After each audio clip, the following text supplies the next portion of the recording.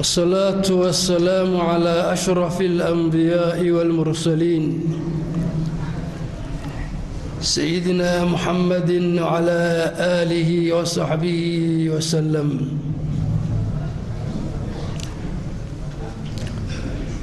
الحمد لله على نعمة الإسلام، الحمد لله على نعمة السنة، الحمد لله على نعمة العافية.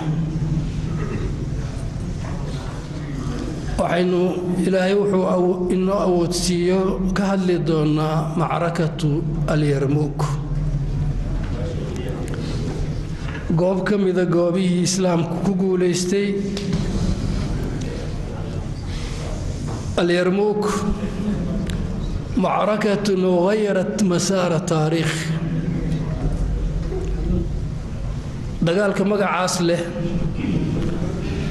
waa goobtii doorisay amba bedeshay qaabkii taariikhdu u socotay intii ka horeysay. al-Yarmouk webiga Yarmouk la yidhaahdo farac ka mid ah min rawaafid al-Urdun ayaa loogu magac daray. waa halka ay ka dhacday dagaalka ay isku haleeleen ciidamadii muslimiinta iyo ciidamadii ruumka ee nasaarada saliibiyiinta mucatablayda ah. waxaynu ogsoonnahay taariikh ahaan iyo siir ahaanba dagaalka dhex maray muslimiinta iyo nasaarada ruumka inuu soo bilaabmay amba farasaarkii ugu horeeyey oo labada ciidan iska hor yimaadaan inuu ahaa dagaalkii Mu'ta, dagaalkii rasuulku uu diray ciidamada balqaa'u shaam. halkaa iyada uu diray ciidamo ka kooban 3,000 oo saxaabada rasuulka ka mid ah ay kala hogaaminayeen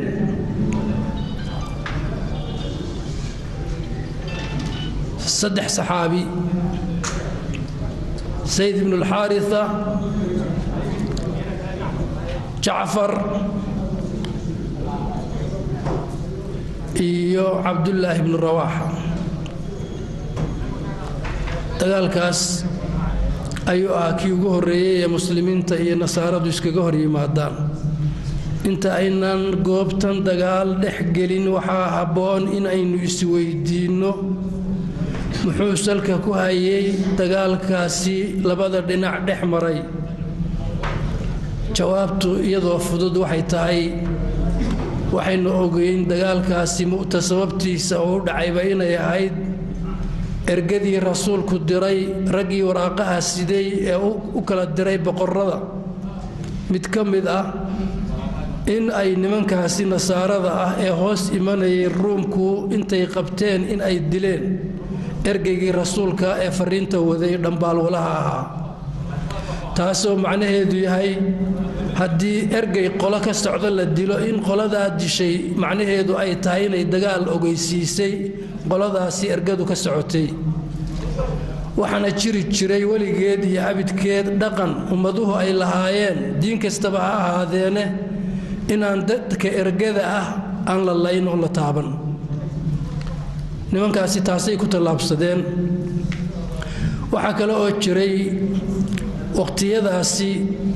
qabaa'ilka amba dadka diinta islaamka soo galay ee hoos imanayay roomaanka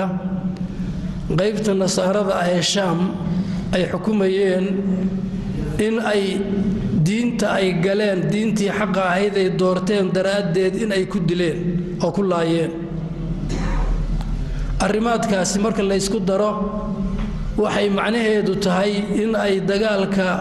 hor bilaabeen nasaarada ruumku oo ay ku bilaabeen ciidamada muslimiinta uu hogaaminayay rasuulullaahi Muhammad sallallahu alayhi wasallam. haddaba tani waa xilligii iyo waqtigii uu hayay khilaafada muslimiinta al-khaliifatu ar-rashid Abu Bakr as-Siddiq radiyallahu ta'ala anhu wa ardaah. waxa kale oo iyadana taariikhda xusid leh nasaarada xabashidu in ay mar ku duuleen xeebaha Jidda oo Maka u dhow alqaraasiin albahriya oo xabashi ah oo nasaarada xabashida ee ortodogska ah inay halka ku duuleen sida riwaayaadka qaarkood ay tilmaamayaan riwaayaad kale waxay tilmaamaysaa waqtigii khilaafada uu hayay Umar ibn al-Khattab inay ku duuleen meelahaasi dooniyii gaadiidkii muslimiintu ay lahaayeen nasaarada xabashidu halkaasna loo soo diray ciidan uu hogaaminayo saxaabiga la yiraahdo Alqamah ibn al-Mujazzis al-Mudlaji taasina ay ahayd daandaansi hor leh oo dhinaca nasaarada ah oo waliba nasraanta la yiraahdo xabashida oo madhabka diinta kristaanka ay ka yihiin ay tahay orthodox kun roomka la yiraahdo ee muslimiinta ay marka hore isku dhaceen amba dagaaladani ay dhex marayaana waa nasaarada isla qolada la yiraahdo ortodogska waayo roomka qaybta bariga ayay kuwan yihiin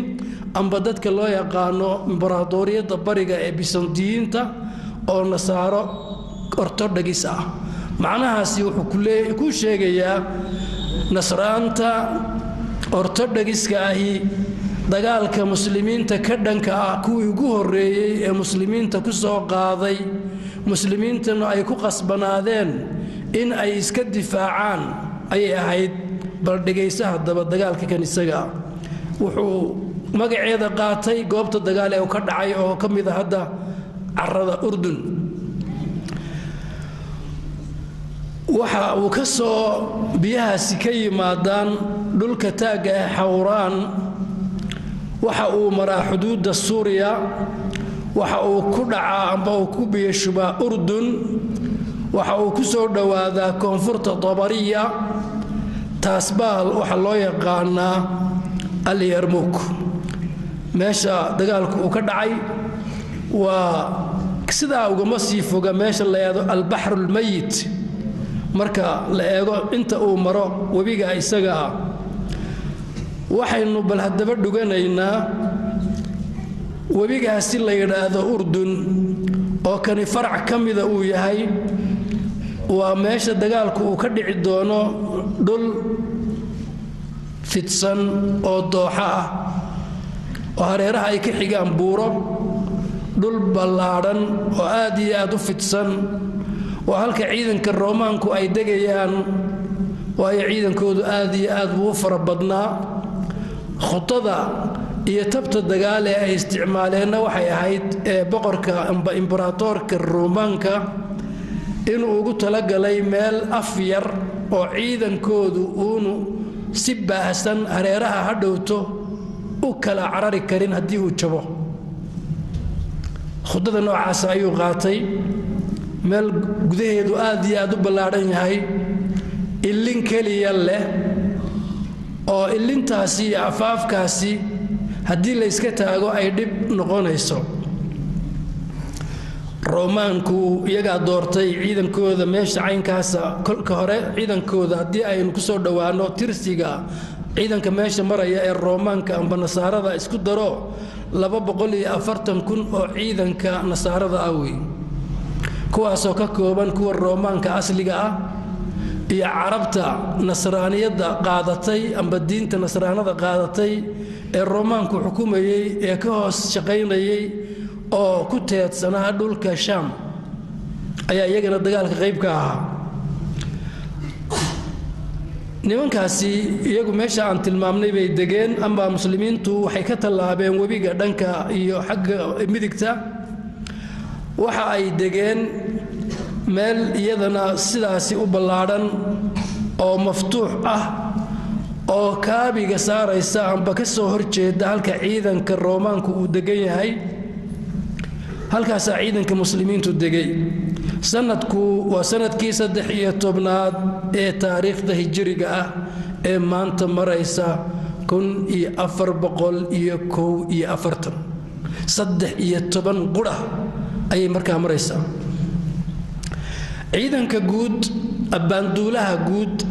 amba ciidanka gebi ahaanteed ciidanka muslimiinta ee meesha tani maraya waxaa hoggaanka haya Khalid ibn al-Walid Sayfullahi al-Masluul oo ah halyeyga hanadka ah soo majeestaha dagaal looga hadhay oo lagu tilmaamay amba rasuulku uu ku sheegay inuu yahay Sayfullahi al-Masluul ciidanka muslimiinta tirsigoodu waa inta u dhaxaysa 36,000 ilaa 40,000 wax yar baa dheer amba wax yar baa ka dhiman waad garan karaysaa haddii labada tirada badan la qaato 36 iyo 40,000 haddii 40,000 la qaato ciidanka muslimiinta waxaaba ka badan oo soo hadhaya 200,000 oo ciidan ah waa tiro runtii xisaabta marka la eego aad iyo aad iyo aad u weyn weeye qaabka ciidanka muslimiintu u qaabaysan yahay qaabka loo habeeyey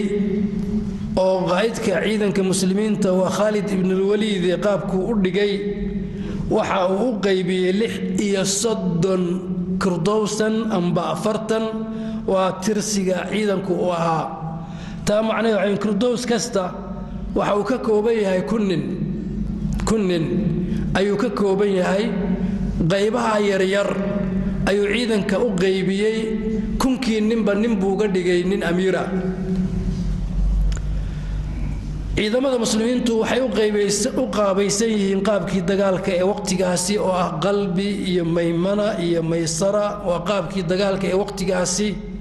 ciidanka qalbiga iyo ciidanka midigta iyo kan bidixda iyo qaabkaasi qolo walba oo ciidamada ka midna waxa loo yeelay hal amiir oo kunkii ninba isagu taladooda haya dagaalgelintooda iyo qaabkooda raggaasi 5 nin baa ugu sii magac dheer oo ciidamada muslimiinta hoggaanka guud haddii aynu taabanno 5 nin ayaa ciidanka muslimiinta hoggaankiisa aad iyo aad uga dhex muuqanaya waa umarada sida Abu Ubayda Amir ibn al-Jarrah saxaabigii jaliilka ahaa amiinu hadhihi al-umma Yazid ibn Abi Sufyan Muawiya ibn Abi Sufyan walaalkii Sharhabil ibn Hasna Khalid ibn al-Walid Iyad ibn Qum Amr ibn al-Aas raggaasi waxay yihiin hoggaanka ciidanka muslimiinta ugu sareeya haddii aynu ragga kale tilmaamno Abu Ubayda waynu sheegnay Amr ibn Aasna waynu tilmaamnay Yazid ibn Abi Sufyan waynu sheegnay hoggaanka kale Iyad ibn Qum Qa'qa' ibn Amr at-Tamimi Hashim ibn Utba Ziyad ibn Handala Imra'ul Qais Ikrama ibn Abi Jahl Abdurrahman ibn Khalid ibn al-Walid oo ah hoggaanka ciidanka muslimiintu wiil uu dhalay oo markaa da'diisu tahay 18 jir isla markaana kun nin oo ciidan hoggaaminaya qaabka dagaalka sidoo uu tababaran yahay iyo carbiska iyo tababarka sare ee uu qabo darteed Habib ibn Maslama Safwan ابن أمية عبد الله بن قيس عمرو بن عبسة زبير ابن عوام درار ابن الأزور رجع عن تريي ومن خيرة صحابة رسول الله صلى الله عليه وسلم وسومتيستياشا عيدا كمسلمين تا وصحابة الرسول كأه ورجي كسب حي مدرسة رسول الله صلى الله عليه وسلم raggii uu rabeeyay oo tababaray oo tarbiyeyay tawjiheeda iyo hanuuninteeda uu iska lahaa rasuulkeennii suubanaa sallallahu alayhi wasallam ciidanka faraha leh tirsiga leh waxa uu leeyahay hal qaadi oo waxyaabaha muslimiinta hadii wuxuun ay dhex maraan isagu u qaybsan inuu arrimahaasi uu kala xukumo qaadiga ciidanka muslimiintu waa Abu Darda oo saxaabiya ciidanka muslimiinta waxa ay leeyihiin nin isagu xagga waxa loo yaqaan guubaabada iyo khudbadaha u qaybsan waa Abu Sufyan ibn Harb oo ah ragga meesha maraya ragga xagga cimriga iyo daada ugu weyn وأباندولة دقاليهن روق عدايا وأن أقنها دقالك أحد وأنك كجبيه صحابة الرسول كدقالك أبو سفيان سجوا عيدا كمسلمين تأوقي بسن جوا بدأ ياخد بدها أيو دقالك كجرا وحنا وكهس دقال لما يا إن كيسة يزيد ابن أبي سفيان أيو علن كيسة كهس دقال لما حق قارقة عيدا كمسلمين تا وننك الله يقانو أو يسقوا قرآنك سلياب له درم دوريا قرآنك أو أغرنيا ومقداد ابن الأسود أم بمقداد ابن العمر أو مالنتا أيضا أغرنيا مركز دقالك بلاب ميو سورة الأنفال أو سورة جهاد أيو أغرنيا أو عيدمة المسلمين تكون أغرنيا سيدا سينا يلي تشيرين عيدمة المسلمين تنتون دقالك بلاب من إن أي أغرستان أو عيدا كاللقود الأغريو سورة الأنفال عيدا كالرومانكا أو لبدا بقول إيا أفرتن ككونا هقانك السراء أم بعيدا كهقانك يسجود دولة بسندين تعيدا كذا وباهان نلا يرضى باهان أسل كيسو كسو كذا فارس أم بإيران أيو كسو كذا ninkaasi nin farisiya buu ahaa laakiin waa nasraaniyoobay oo wuxuu qaatay diinta kiristaanka ayuu qaatay dabadeedna sidaasuu ku haleelay inuu ka mid noqdo ciidamada ay leeyihiin Roomaanku tirada waynu sheegnay waa 240 kun oo ciidanka Roomaanka ah haddii aynu tilmaamno macrakada horteeda waxaynu tilmaamaynaa ciidamada muslimiinta hore ayay u galeen dhulka Shaam waxay riixeen oo meelo badan iyo magaalooyin muhiim ah oo ka tirsan dhulka Shaam haday tahay xagga Filistiin iyo haday tahay xagga Urdun iyo haday tahay xagga iyo dhulka Suuriya intaba waxay gacanta ku dhigeen ciidamada muslimiintu magaalooyin aad iyo aad u muhiim ah isla markaana magaalooyin waaweyn ah waxaana la kulmay ciidankii Roomaanka ee dhulkaasi ka talinayay amba ku sugnaa magaalooyinkaasi jab ayaa ku dhacay waa ka hor inta ayaan dagaalkan weyn ee Yarmouk uu dhicin horteed weey taasi dagaaladaasi ay ku hoobteen amba ay ku jabeen ciidamada loo yaqaano Roomaanka Byzantiinta ah markii ay si israac-raaca ay u jabeen ayaa ninkii Roomaanka xukumayay Heraqla waxa uu ku qasbanaaday in uu hoggaanka magaalada Constantinople intuu ka yimaado oo meelaha wax ka dhacayaan uu yimaado waxaanu markaa iyada ku sugnaa meesha loo yaqaano amba magaalada la yiraahdo Antakiya ciidanka muslimiinta waynu tilmaamnay khilaafada muslimiinta waqtigaasi waxa haya Abu Bakr as-Siddiq radiyallahu ta'ala anhu wa ardaa dagaalku waxa uu ka socdaa gobolka Shaam oo markaasi Shaam marka la leeyahay Shaam waxay ka kooban tahay dhulweynaha ku teedsan amba ku fidsan Filistiin Lebanon Urdun iyo Suuriya afartaasi ayaa waxa loo yaqaanaa Shaam ninkaasi wuxuu halka u soo degay ujeedkiisu waxa weeyaan in uu iska caabiyo ciidamada ku sii siqaya dhulkii uu isagu haystay oo dhulka Shaam ee qaniga ku ah ee barwaaqada ah biyaha badan geedaha badan khudradda badan quudka aadanuhu uu quuto oo noocyo kala duwan oo fara badan ay ka baxaan halkaasi isagu wuxuu arkay inuu ku khasaaroobayo oo maalinta ka dambaysa magaalo hor leh laga qabsanayo wuxuu markan doonayaa inuu ishortaago soo fidista ciidamada muslimiintu ay ku soo fidayaan dhulka Shaam wuxuu isu keenay ciidan aad iyo aad u fara badan waa ciidankaasi tirsigiisa aynu sheegnay inta uu la egyahay ciidamada waxa ka mid ah ciidamo carbeed ciidamada waxa hogaaminaya كبقبيل لقوا مقعاب جبلة بن الأيهم العربي الغساني ونمانك قصاصين هذا اللي يراهدو هوس إيمان جري نمانك الرومانك بيسندين تا ننكاسي mowqifka uu qaatay oo ah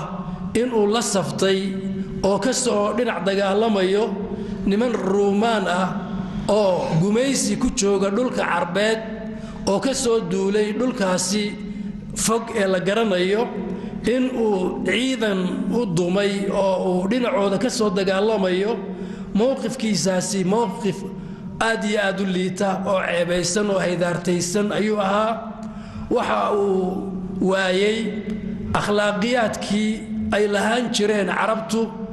waxa uu markaa ninkaasi uu u muuqanayaa inuu yahay nin dabadhilif ah oo dabadhilif u noqday ciidamada roomaanka oo dhulka carbeed haysta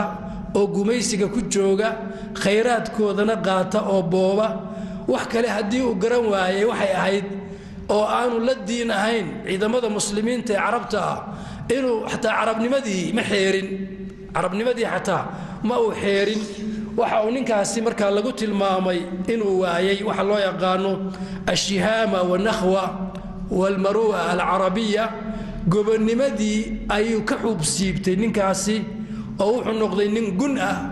ayuu noqday oo inan gumeeda ayuu noqday waxaan hore loo arag buu sameeyey markii uu ku soo jannatu dunya isagoo ciidamo carbeed oo tiro badan wata uu soo raacay oo soo hogaamiyey oo ciidamadii muslimiinta oo carabta ah uu ku soo hogaamiyey waxaa lagu tilmaamaa ninka noocaas ee dabadhilifka ah ee colka iyo cadowga qoomkiisa ku soo hogaamiya abu ruqaal oo kale abu ruqaal muxuu ahaa abu ruqaal taariikhda sida aynu ku naqaano waa ninkii ciidamadii abrahat al-ashrum abrihii xabashiga ahaa ee tigrayga ahaa ee ku duulay kacbada inuu soo burburiyo waa ninkii carbeed ee garwadeenka u noqday ee jidyaqaanka u ahaa ee waddada tusayey oo carabka ahaa ayaa carabtu waxay ku tilmaameen abu ruqaal qabrigiisiina meeshii uu ku halligmay carabtu weligood iyo abidkood way shiidi jireen ilaa haddadaa waxaan filayaa in ay markay marayaan carabtu ay qabrigiisa shiidaan nebi maxamed xataa wuu arkay qabrigaasoo wuu sheegay haadaa qabru abi ruqaal hadal macnihiisu sidaa yahay ow kamaa qaal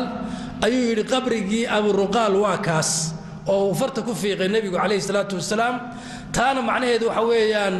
ninka noqda nin dabadhilif ah oo colka iyo cadowga soo haga oo soo hogaamiya ee kabaqaadka noqda cadowga u noqda waxa had iyo jeer leeda abu ruqaal oo ninkaasaa loogu magacdaraa ninkanina sidaasi oo kale ayuu noqday wuxuu hogaaminayaa ciidan tirsigiisa ku tirsan 240,000 ku jira laakiin gooni ahaan ah waa carabtii shaam oo dhan ee nasaarada ahayd buu wataayo tiradooda waxa lagu qadaraynayay 60,000 oo ciidan ah 60,000 oo ciidan ah ayuu kaligii wataa ninkaas carabka ah ciidanka muslimiinta oo dhan buu ka badan yahay ciidanka muslimiinta oo dhan ayuu ka badan yahay isagaa isa soo maqiiqay waxaad ogaataa daa'iman wa abadan musticmaarka iyo gumaystuhu had iyo jeer kabaqaadka iyo dabadhilifku iska horraysiiyaayo ciidankiisu dib dhigtaa kuwaasuu soo qadimaa oo dhibaatadu inta badan ay ku dhacdaa kuwaasaa la soo qadimay oo layska soo horraysiiyey nimankaas ayay ciidamada muslimiinta fooda istareen dagaalkaasi maalin dhan ayuu qaatay oo maalin keligeed maalin iska dhan ayaa uu soconayay ugu dambayntiina way jabeen ciidankaasi uu hogaaminayo jabalata ibnul ayham oo dabadhilifka kabaqaadka ah adnaabulbaqar baa layada ay carabtu tidhaahda kuwa noocaasoo kale ah wuxuu u diray maalintaasi xataa ciidankiisa oo dhan uma dirin khaalid ibnulwaliid ee ciidan ka mida ciidamadiisa ayuu u diray ciidamadaas iyo kuwaasa fooda iskeliyey maalin leyle maalin iska dhambay dagaalkaasi uu socday ilaahay wuxuu u nusreeyey oo u guuleeyey ciidankii muslimiinta waa jabeen jabalat ibnul ayham waa cararay wax yar oo ciidankiisa ka mid ah ayuu la fakaday waa dagaalka qaybtiisii koobaad waxaynu u imanaynaa markan iyada ah khaalid ibnulwaliid intii uunu iman shaam iyo yarmuuk wuxuu ku sugnaa kolkii hore ciraaq oo jabhadda bariga ee Faris ayuu hoggaankeeda hayay amar degdega oo ka yimid khaliifatul muslimiin Abu Bakar as-Siddiq ayuu ku amray inuu ciidamada muslimiinta ay sor fadhiyaan cadaawaha Roomaanka oo tirada badan inuu gurmad ahaan uu si degdega ugu gaaro marka Khalid ibn al-Walid muddo kooban oo ilaa week ku dhow ayuu ku dhambalay saxaraha aadka inda bururka ah oo amaska ah oo biyo la'aanta ah oo lagu halaagsamo ayuu muddo kooban ku dhambalay inta uu ka tagay Ciraaq ayuu u talaabay Sham iyo Suuriya halka dagaal amba meeshaasi Urdun halkaasi ay Suuriya iyo Urdun meeshaasi ayuu gaadhay waxa la yiraahdaa meeshaasi hortii ciidan maray oo bani aadan ah halka uu ciidan ka mariyay lama sheeg ciidankaasi halka uu maray waxana uu sidaa u yeelaya wuxuu og yahay meelaha uu mari lahaa ee wadooyinka caadiga ah in cadaawihii Roomaanku fadhiyo talabaad waqtiga oo yar darteed hadii uu wadooyinka caadiga mari lahaa waqtiga ayaa ku dheeraan lahaa oo waqti fara badan bay ku qaadan lahayd marka wado halis badan oo khatarteedu ay aad iyo aad u fara badan tahay oo badankeedu saxara ah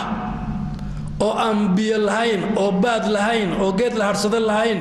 oo laga yaabo in ayan haadu dul haadin yani meeshaasi waa geeriyaadkeena meel ka daran ban geeriyaad meel ka daran oo intay doonto ka ballaaran ayuu dhambalay ilaa ay gaadhay in ciidamada muslimiintu oo markii hore ku soo saxaraha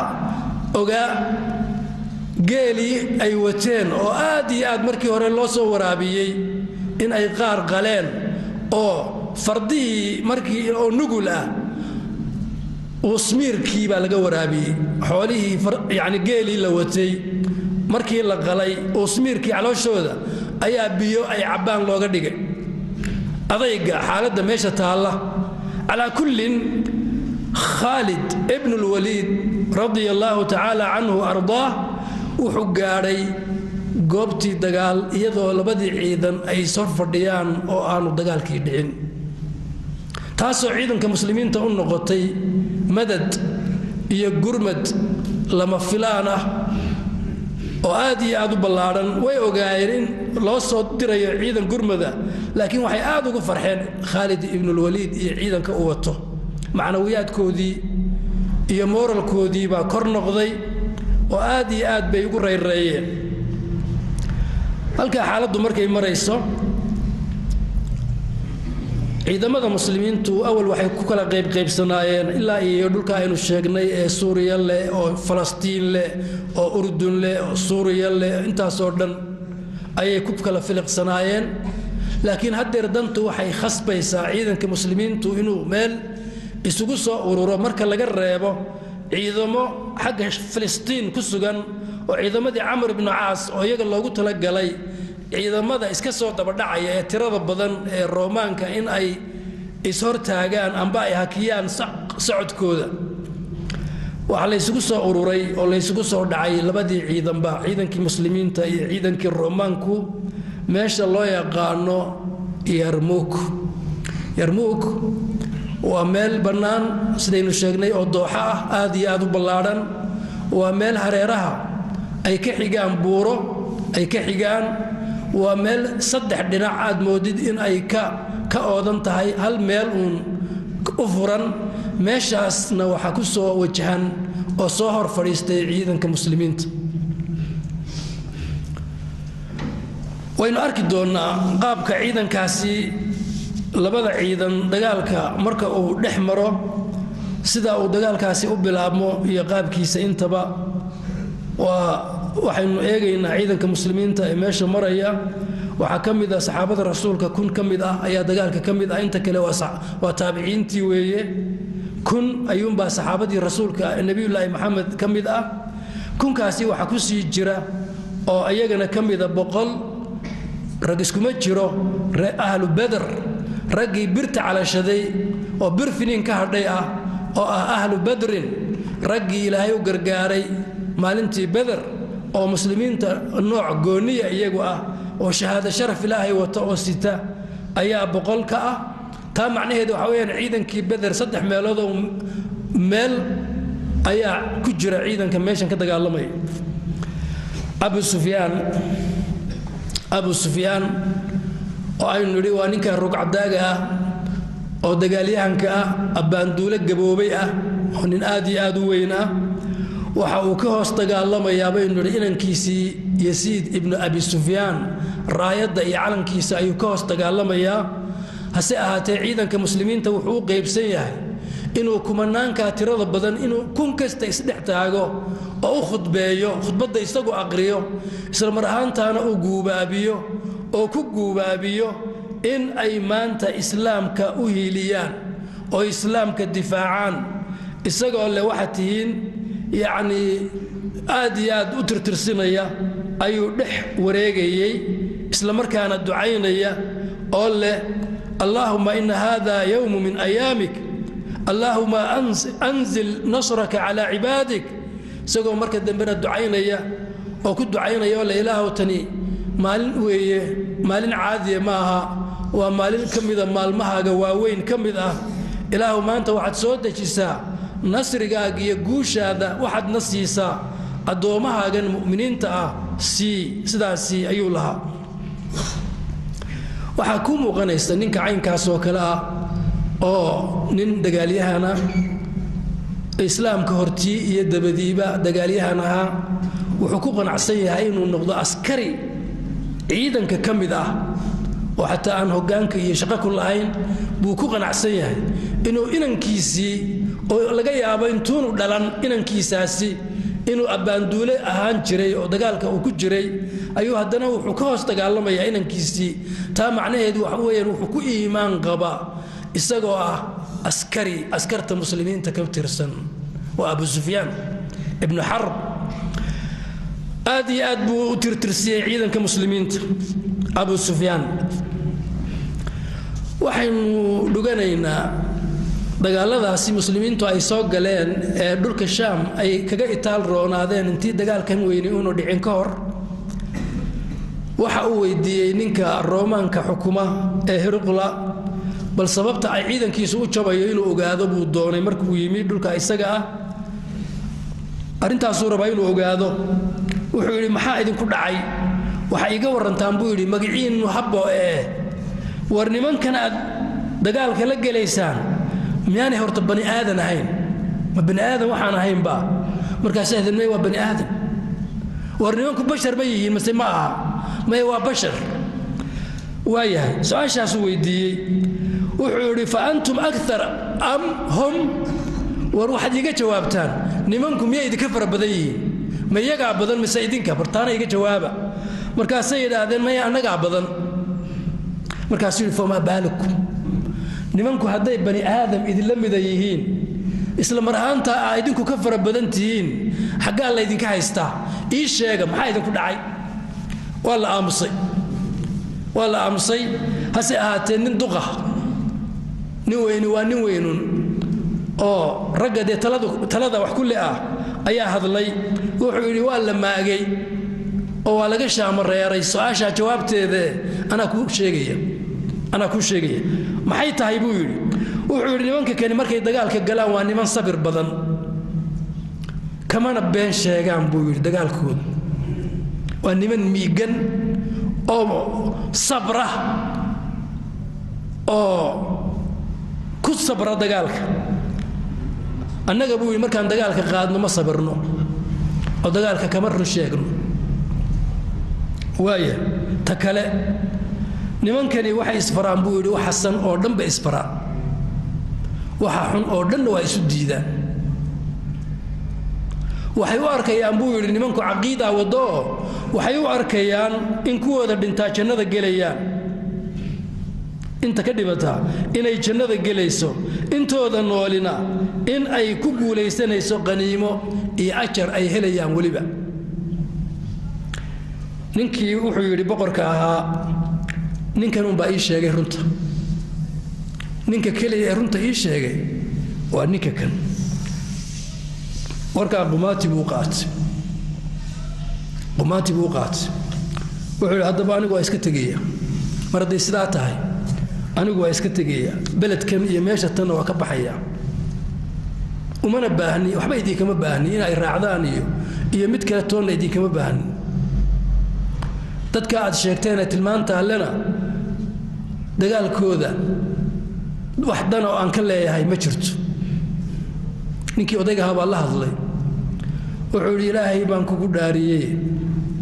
ha ka tegin suuriya jannatu dunya jannadii adduunyada ha ka tegin oo carabta ha uga tegin ha ka bixin markaasuu yidhi waxaad ku dagaalanteen ajnaadiin baad ku dagaalanteen dimashq xims wuxuu tiriyey magaalooyin shaam ka tirsan oo u badan suuriya oo dhammaantoodba ay garabka iyo carjowda ku dhigeen oo cawl la gooyey laga dhigay ciidanka roomaanka intaas oo dhanba waa ku jabteen buu yidhi waar ka soo rayn maysaan buu yidhi oo sidiinii unbaa tihiin oo jabaysaane hay wareerine iga taga sidaasuu ku yidhi ninkii odayga ahaabaa ku yidhi oo ma waxaad cararaysaa oo iska tegaysaa ayadoo ay ku hareera joogaan ciidanka intan la eg oo ruumka ah oo tirsigooda lagu qadari karo xidigaha cirka farabadnaan waxay ka qabaan ma adigoo ciidanka caynkaasa haysta ayaad meesha ka baxaysaa markaasuu guubaabiyey ninka odaygiihiyo wuxuu yidhi wax cudurdaara maxaad cudurdaara oo nasraanada amba diintii nasaarada agteeda aad markaa heli doontaa xagga diintuu ka maray wax cudurdaaro aad heli doontaa ma ay jirto ayuu leeyahay markaasuu go'aankiisii hore ka noqday awal hore wuxuuba doonayba inuu meesha isaga tago boqorku ninkaasi nin ahlu kitaab ah oo kutubtii hore hayay oo yaqaanay